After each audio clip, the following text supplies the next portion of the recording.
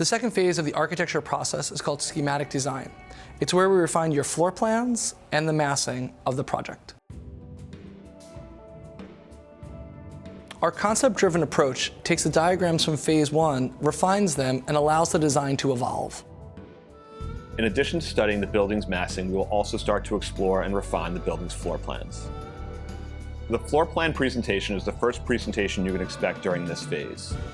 During this presentation, you will start to see room sizes, room adjacencies, and major amenities located.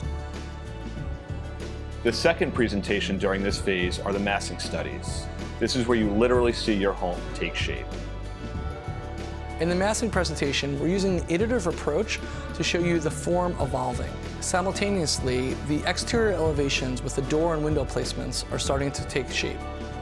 The final presentation during this phase are the photorealistic renderings.